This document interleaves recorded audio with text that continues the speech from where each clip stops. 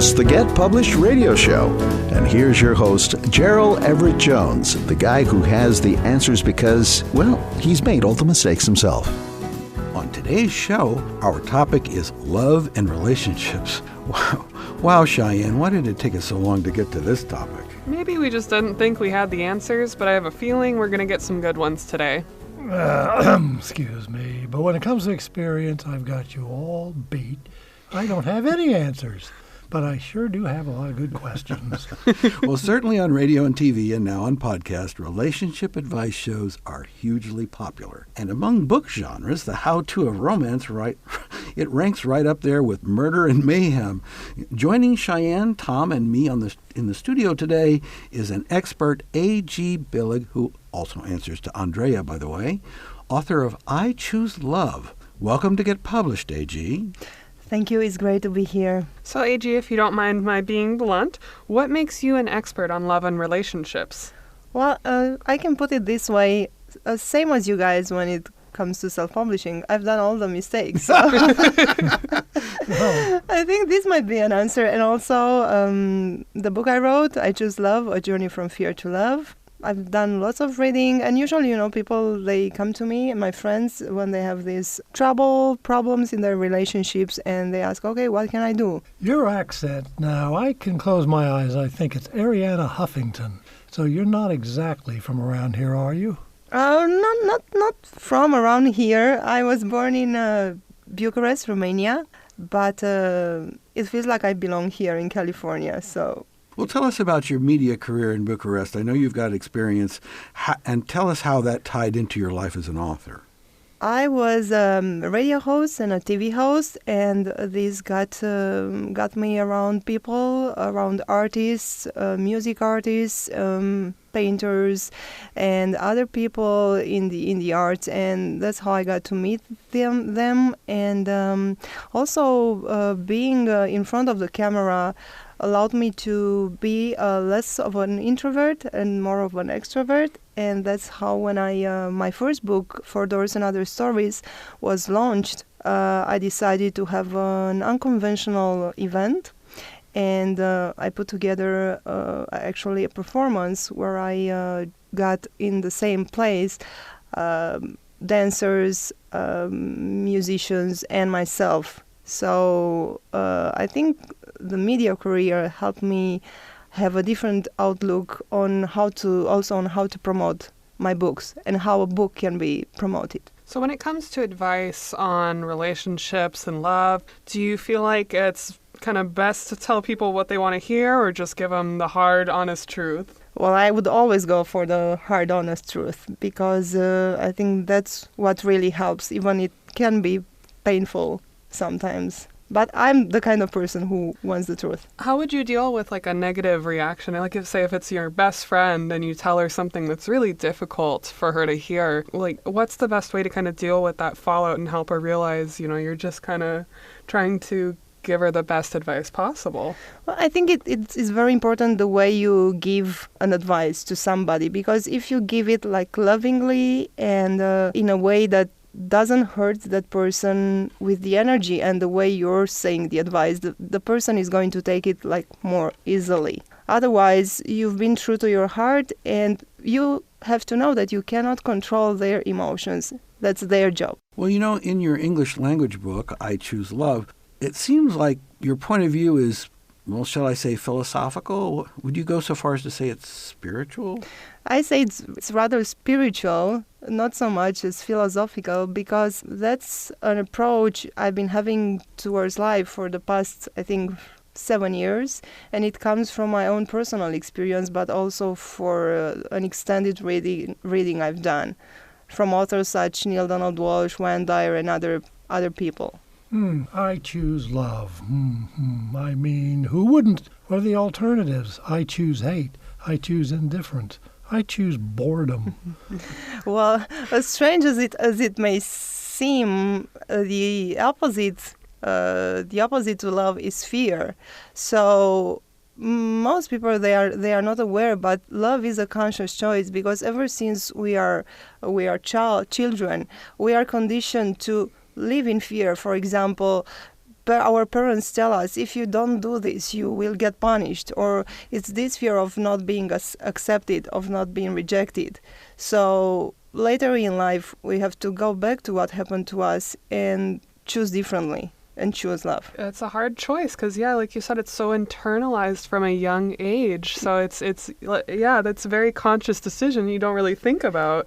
Yeah, that's true. And that's the process I've been through. And that's what made me write this book, I Choose Love, A Journey from Fear to Love, to help people make this conscious choice. I love that. So you've become sort of a guru on the subject of self-publishing through doing works like these. What would the best piece of advice be you could give to an aspiring author?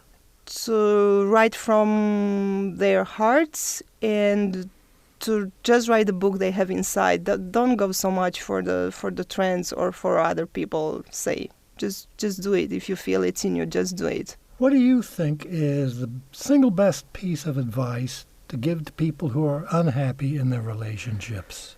The piece of advice would be work on your relationship with yourself. That's the first one you need to work on, and love yourself, and then everything will change. Tom was asking that because, we, on a previous show, he was saying that he was a midnight disc jockey, and there were a lot of lonely hearts that were calling him. Is there a single piece of useless advice, pointless advice, something that every time you read another relationship book, you go, why are they even saying that? I've been thinking about this, and I think that all pieces of advice are wrong when a person is not ready to hear that advice. You have to want to change first. Yeah, that's it. So it's not useless so much as in the general sense. It's just in the particular, for the particular audience member, the one that's hearing it, maybe they might be hearing it at the wrong or the inappropriate time. They can't take it in. So, AG, after the break, I think we want to get into a little bit more of this lesson learned, the fact that you made all the mistakes yourself, but at the risk of getting too much information. So we want to hear a whole lot more. Of course. Get Published Radio will be right back after this message. Get Published is all about helping you. You get published. And these days, the way to go is self-publishing, where there are no agents or editors or big publishing houses telling you can't, or making you feel like you're not good enough. Going back in history, many famous authors were self-publishers. With his own printing press, Benjamin Franklin published Poor Richard's Almanac in 1732, long before he was a famous statesman. That's how we know Ben's sayings, such as, "Fish and visitors smell in 3 days." Seriously, if you want to change your life or change the world or both, it's a great time to get in the game. Ebooks are particularly easy. With a click, you can reach a worldwide audience. Did you know that there are more people in China who read English than those of us who use the language in all the rest of the world? So if you've got a story to tell, write that memoir or that novel that's been percolating in your head. And if you're an established professional, or if you have a job you dislike or no job at all, give us that business or technical or even political book that establishes you as an expert who deserves serious attention. Yes, it's easy to get published, but understand you'll need help if you want professional results. Editors and copy editors help you clean up your prose. Book designers make the product eye-catching. And publicists help you be heard above all that social media noise. We have those support resources on our website, getpublishedradio.com. And there we've also got a request for services form where you can get personal attention for whatever might be keeping you from getting it done. That's why we say getpublishedradio.com is your doorway to unlimited self-expression. Hey, it's all about the First Amendment. Use it or lose it.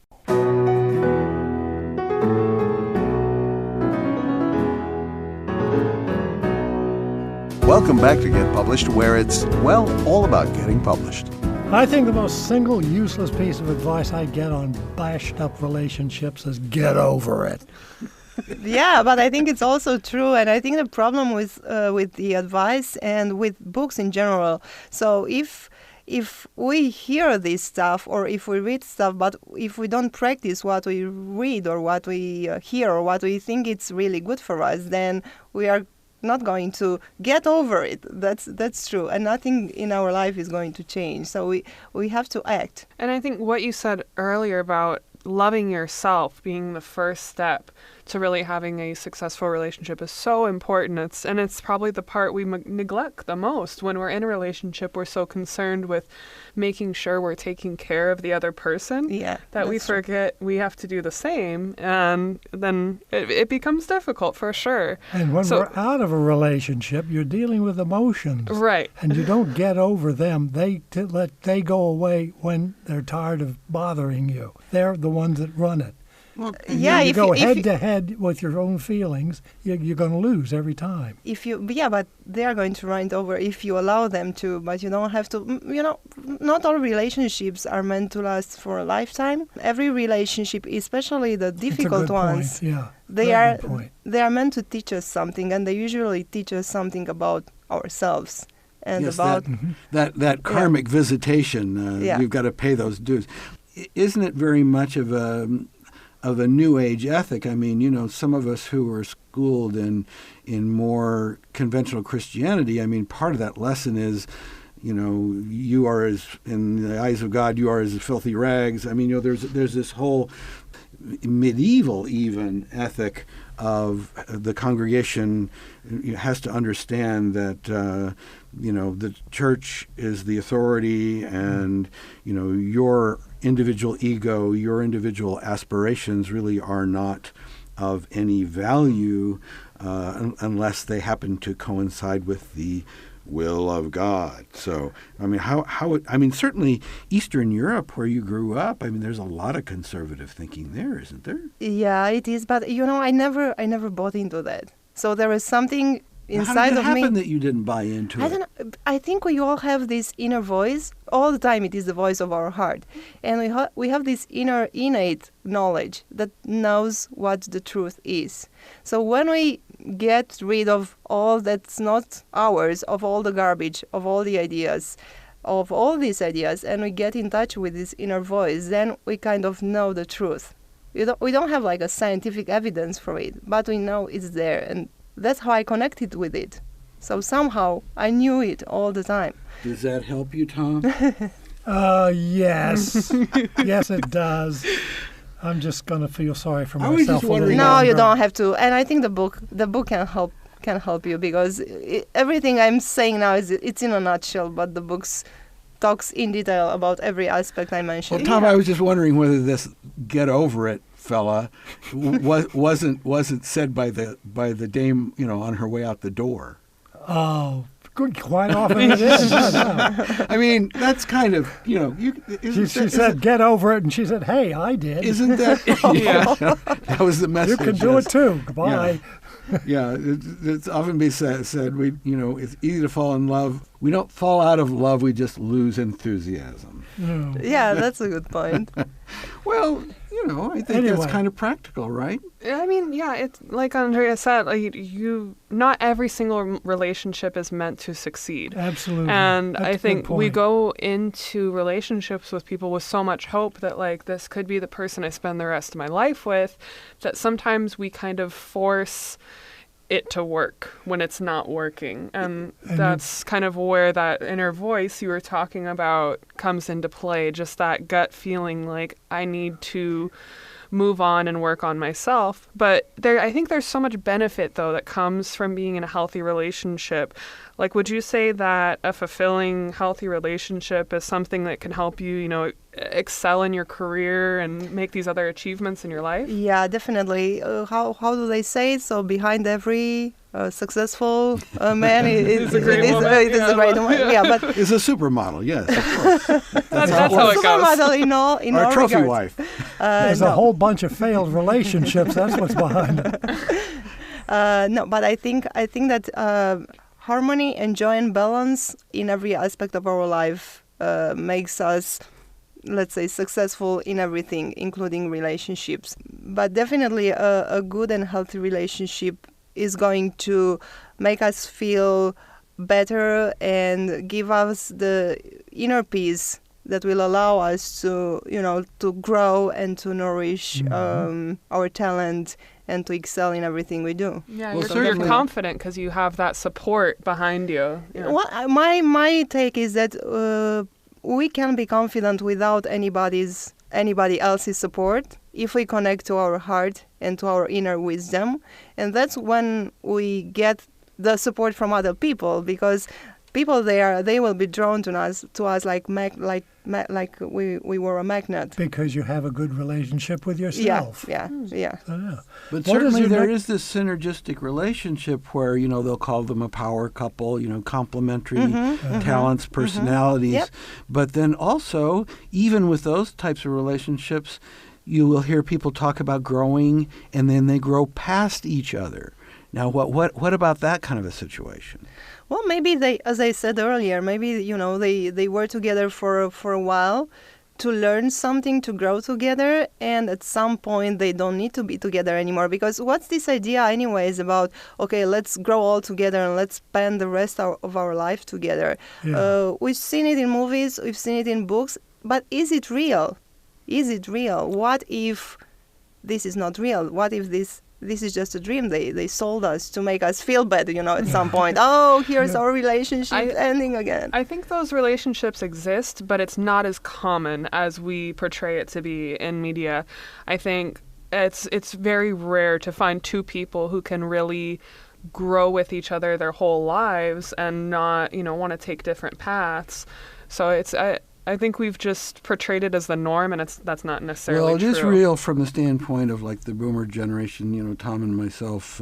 When you're faced with the prospect that one of you may have a devastating reverse of health, the idea of a marriage vow that says I'll be there for you, that can be a comfort. But then, of course, we know of relationships where something like that happened and the other person just walked. Yeah, that's always crazy to me, to have, someone that's been together for however many years and one person, say, gets cancer and they leave, the other partner leaves. Like, how could you truly love someone and be able to walk away? They don't make movies about that. Yeah. I don't think you can really learn about relationships unless you have several. I think you really That's have what I to, said. I've done all the mistakes. You got to try it out. Yeah. And who do you get along with? And it may be surprising. Well, Andreea, after the break, if you don't mind, we're going to talk behind your back, and we could please tell us how people can get in touch with you. Well, they can find me online, www.agbillig.com. And also for those who want help and need help and support with their self-publishing endeavors, they can find me at selfpublishingmastery.com. We love it. Thank you. Thank you for having Thank you very me. much. Very helpful. Get Published Radio will be right back after this message. In all the history of the world, with today's technology, it's never been easier to get published, to self-publish your printed book, ebook, audiobook, even multimedia ebook. And not just novels and memoirs or how-to books and histories, although if that's what you've got, let's have it. But also poetry, spoken word, graphic novel, cartoons, children's picture book, interactive video, games, virtual reality, and imaginative mashups of all this stuff. Get into the game. Along the way, you'll no doubt need some professional help from an editor, a book designer, a publicist. But isn't the investment in yourself worth it? How about you take the money you'd spend on your next vacation and get famous instead? GetPublishedRadio.com. That's our support website where we've got links to all the resources you'll need. And don't forget that request for services form if you crave some personal attention. That's GetPublishedRadio.com. Hey, it's all about the First Amendment. You can use it or lose it. Runke Productions, the audio magicians, can take your radio shows, podcasts, audiobooks, and ads from the streets of New York to the outer reaches of the galaxy. I think we need more echo at the end of that. Look, visit us at runkeeproductions.com. I still think we need more cowbell.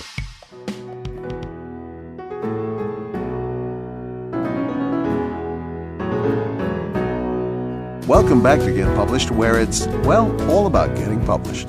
So guys, the thing that occurs to me here, and I remember I was thinking back to our spirituality and metaphysics show where putting on my cynical book marketing hat, okay, nobody ever lost a buck telling people what they want to hear, okay? This is true. And, you've got a lot of, and this is the problem I have, for example, with some of the life after death stuff, okay?